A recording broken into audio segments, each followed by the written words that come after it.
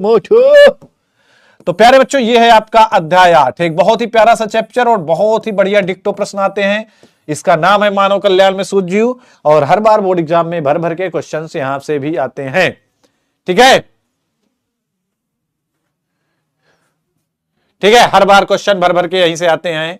तो डरना नहीं है, रुकना नहीं है, थमना नहीं है, चलते जाना है, जाना है, चलते जाना है। एक बार इसको मैं सामने से स्क्रीन सही करूं, स्क्रीन में भी गड़बड़ी आ जाती है नेटवर्क इशू के चक्कर में। रुकना नहीं, थकना नहीं। तो लाइक और शेयर की बटन प्रेस करेंगे। स्टार्ट करते हैं आज की क्लास बिना किसी देरी के। पहला प्रश्न आपसे कह रहा है, निम्नलिखित में से कौन एक जैव निम्नीकरण यानी कि जैव विघटित प्रदूषक है? जैव विघटित प्रदूषक कौन है? प्लास्टिक, वाहित मल, एस्बेस्टॉस या ई कचरा? बता दो भाई, कौन है जैव निम्नीकृत प्रदूषण? जैव निम्नीकृत प्रदूषक 2022 के ए सेट में आया है। ये कहां आया है? 2022 के ए सेट में आया है। सभी लोग कमेंट सेक्शन पे जवाब देंगे मुझे। Yes I am ready. बिल्कुल, युद्ध के लिए रेडी रहना चाहिए।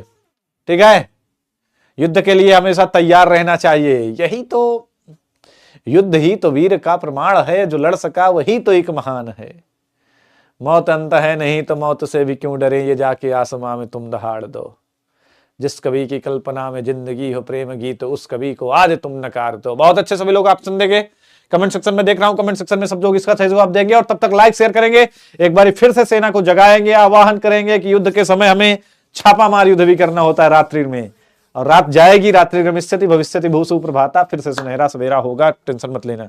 कमेंट सेक्शन में कमेंट करो इसके लिए। दूसरा क्वेश्चन, बायोरिएक्टर में वृद्धि को कायम रखने वाली अनुकूलतम परिस्थितियों में से निम्नलिखित में से कौन सी नहीं है? कौन सी नहीं है अनुकूलतम परिस्थितियों में? तो सारी की सारी होती हैं। तापमान भी होता है, लवण भी होता है, विटामिन वाला भी होता है। तो कौन सी नहीं है कि सारी की सारी नहीं? बताओ सभी लोग कि सारी की सारी हैं। बताओ बताओ बताओ बताओ बताओ बताओ बताओ बताओ बताओ बायोरिएक्टर के बारे में। बायोरिएक्टर, अच्छा एक बात मैं आपको बता दूं प्यारे बच्चों, ये जो बायोरिएक्टर है इससे टिप्पणी आती है। बायोरिएक्टर से क्या होता है? तो बायोरिएक्टर से टिप्पणी आती है हर साल एग्जाम में। बायोरिएक्टर क्या है या बायोरिएक्टर पर टिप्पणी लिखिए, ऐसे करके खूब ये प्रश्न आया है। अभी हम इस प्रश्न को भी पढ़ेंगे, इसको भी करेंगे। और इसका चित्र भी कई बार एक दो बार आया है, एक दो बार इसका चित्र भी आया है। तो बिल्कुल सही आता है। यहाँ पे डी ऑप्शन दे रहे हैं सब लोग। क्या डी सही जवाब होगा? बताओ फटाफट से। इसको भी हमने अंसाल्ड में करा था, याद आया अंसाल्ड वाला फिरकी वाला सांग? अरे भाई पहले पढ़ लो फिर सांग सुनेंगे। कि पहले ऐसे जीव जो हमें नंगी आंखों से दिखाई नहीं देते। नंगी आंखों का मतलब क्या है कि अपन अपनी आंख से नहीं देख सकते, बिना सूक्ष्मदर्शी लगाए, बिना लेंस लगाए अपन इसको नहीं देखिए। इतने छोटे होते। सूक्ष्म मतलब छोटे। देखो दुनिया में दो चीजें हमें दिखाई दे रही हैं, जंतु दिखाई दे रहे हैं, वनस्पति दिखाई दे रहे हैं। जंतुओं के लिए हम जंतु विज्ञान पढ़ते हैं, वनस्पति पेड़ पौधों के लिए वनस्पति विज्ञान पढ़ते हैं। लेकिन तीसरी चीज भी है जो सबसे ज्यादा है, जंतु और वनस्पति से भी ज्यादा दुनिया में अगर किसी चीज की संख्या है तो वो संख्या है सूक्ष्म जीवों की। किसकी संख्या है? वो संख्या सूक्ष्म जीवों की है। क्यों? तो ये जो सूक्ष्म जीव होते हैं ना, ये अत्यंत छोटे होते हैं। इतने छोटे होते हैं कि सोचो एक बार मैं सांस लेता हूं तो लगभग लाख बैक्टीरिया, लाख सूक्ष्म जीव मेरे सांस के साथ अंदर जाते हैं। लाख, 2 लाख, 5 लाख भी हो सकते हैं। एक बार मैं सांस छोड़ता हूं तो मेरे सांस के छोड़ने के साथ साथ लाख, 2 लाख, 4 लाख, 5 लाख सूक्ष्म जीव बाहर आते हैं। क्या आते हैं? बाहर आते हैं। तो ऐसा ये प्रोसेस चलता है इतने ज्यादा भरी संख्या में, क्योंकि बहुत छोटे होते हैं। अब इतने छोटे होते, एक अंदाजा मैं आपको बता रहा हूं। जैसे एक सूक्ष्म जीव है अमीबा, तालाब की एक बूंद जल में इतनी जगह लेगी। एक बूंद जल कितनी जगह लेगी? इतनी जगह लेगी। अब एक बूंद जल में बेटा 5 लाख अमीबा होते हैं। सोचो, तालाब की एक बूंद जल में कितने अमीबा होते हैं? अमीबा सूक्ष्म जीव है तो इतना छोटा होता है कि 5 लाख अमीबा एक बूंद जल में। अब अमीबा बस नहीं होता, और भी बहुत सारे बैक्टीरिया होते हैं एक बूंद जल में। कितने में? एक बूंद जल में 10 लाख 20 लाख आ जाते हैं। तो सूक्ष्म जीव वो होते हैं जो हमें क्या होते हैं, हमें ऐसे साधारण नंगी आंखों से दिखाई नहीं देते, जिनको देखने के लिए अपन को नीड होती है कि सूक्ष्मदर्शी की। जिनको देखने के लिए हमें काहे की जरूरत पड़ती है? सूक्ष्मदर्शी की जरूरत पड़ी है। सूक्ष्मदर्शी से ही दिखाई देते हैं, सूक्ष्मदर्शी से इनके हम दर्शन कर सकते हैं। तो जिनको देखने के लिए हमें काहे की जरूरत पड़ती है? सूक्ष्मदर्शी की जरूरत पड़ती है। उनको सूक्ष्म जीव करते हैं। जीवाणु, अब सूक्ष्म जीव के अंदर कौन आता है?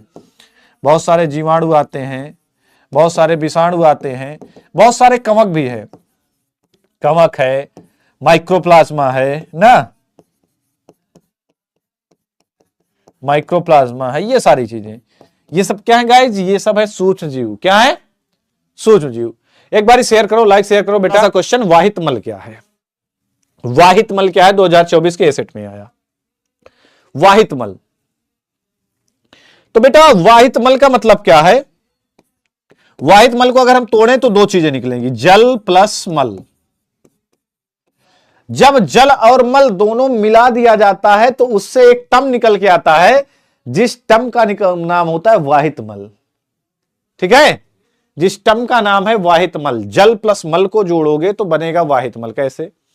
कैसे? आइए बहुत ध्यान से समझते, बहुत आराम से चिल करके समझो, क्योंकि समझ जाओगे तो तुम्हारे लिए अच्छा होगा। देखो, जब तुम महानगरों में जाते हो, महानगरों मतलब बड़े बड़े शहरों में, तो बड़े बड़े शहरों में तुमने एक चीज देखी होगी कि वहां फ्लैट बने होते हैं ऐसे। ये नीचे कार खड़ी करने के लिए होता है, कार पार्किंग की पहला मंजिल, इसके ऊपर दूसरा मंजिल लिफ्ट से जाने के लिए, इसके ऊपर तीसरा मंजिल, इसके ऊपर चौथा मंजिल, हर मंजिल में दो दो तीन तीन घर, फिर पांचवा मंजिल, फिर छठवां मंजिल, फिर सातवां मंजिल, फिर आठवां मंजिल, फिर नौवां मंजिल, और फिर 10वां मंजिल। 10-10 मंजिल के फ्लैट बने होते हैं शहरों में। अब सोचो, हर फ्लैट में लैट्रिन रहती है, हर फ्लैट में 3-3 घर मैंने बनाए हैं, ऐसे हर फ्लैट में 3-3 कमरे होते हैं, 3-3 परिवार रहता है। अब हर परिवार में एक लैट्रिन बनी है, तो हर फ्लैट में एक एक लैट्रिन बनी। 10 मंजिल है तो 10 गुणते 3, 30 लैट्रिन है। कितनी लैट्रिन बनी? 30 लैट्रिन। 30 लैट्रिन, 30 बाथरूम, 30 बेसिन जहां तुम हाथ धोते हो, कपड़े और बर्तन धुलते हो। 30 लैट्रिन है, 30 बाथरूम है और 30 बेसिन जहां पे तुम हाथ धोगे और बर्तन धुलोगे, बाथरूम जहां पे तुम नहाओगे, कपड़े धुलोगे, लैट्रिन जहां पे तुम पोटी करोगे। अब अगर, और नीचे क्या है, इतनी जगह है नीचे। अब नीचे अगर लैट्रिन का गड्ढा, यानी कि पूरे पानी के लिए गड्ढा बनाया जाएगा, तो क्या हो पाएगा? 2 दिन में भर जाएगा। इन पूरे पानी के लिए अगर हमने लैट्रिन का गड्ढा बनाया या टॉयलेट वाला गड्ढा बनाया तो 3 दिन के अंदर भर जाएगा, क्योंकि इतना ज्यादा 90 जगह का पानी आएगा, 3 दिन में भर जाएगा। और यहां कार पार्किंग भी तो करनी है। तो शहरों में बेटा लैट्रिन के गड्ढे नहीं बनाए जाते। शहरों में ये पूरा पानी बेटा ऐसे पाइप से आता है, और ऐसे पाइप से आता है और सीधा नालों से बहा दिया जाता है। पाइप से आता है और नालों से बहा दिया जाता है। अब इस जल प्लस मल, तो इसमें क्या होता है? पानी होता है, जो तुम नहाते हो, कपड़े धोते हो, बर्तन धोते हो, वाला पानी होता है, और पानी के साथ मल मूत्र भी होता है। इसीलिए हमने इसी को बोलते हैं वाहित मल। इसीलिए वाहित मल को मैंने क्या लिखा? जल प्लस मल। तो जल के साथ क्या होता है? मल होता है इसमें। तो जल के साथ मल जो होता है प्यारे बच्चों, क्या होता है? बड़े बड़े पाइप द्वारा बाहर निकाला जाता है। इसी को बोलते हैं वाहित मल। और इसका उपचार किया जाता है। इस वाहित मल को हम लोग 3-4 उपचार करके, वाहित मल का प्राथमिक उपचार, द्वितीयक उपचार, तृतीयक उपचार। तृतीयक उपचार करने के बाद चाहे तो हम इसको पीने लायक बना सकते हैं। इस पानी को फिर से पिया जा सकता है। हां, सिखाऊंगा मैं तुम्हें। ठीक है, आई बात समझ में? सर बिल्डिंग गिर जाएगी, बचा लो। क्लियर है भाई? लाइक करो यार, शेयर करो, मजा नहीं आ रहा। गटर, हाँ गटर, गटर नहीं, इसको हम गटर बोल सकते हैं। बहुत सारी लड़कियों का नाम, बहुत सारी बच्चियों का नाम होता है ना सोनाली।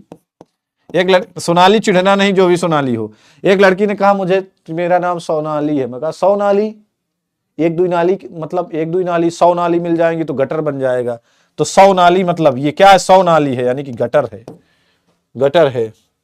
तो वही लिखोगे कि जल में व्यर्थ घरेलू अपशिष्ट जैसे मलमूत्र, अपमार्जक, मतलब जो कपड़ा उपड़ा धुलते हो, साबुन आ गए, मलमूत्र और अपमार्जक आदि के मिलने से जल प्रसूजित हो जाता है, और यह जल वाहित मल कहलाता है। यह जल क्या कहलाता है? वाहित मल कहलाता है।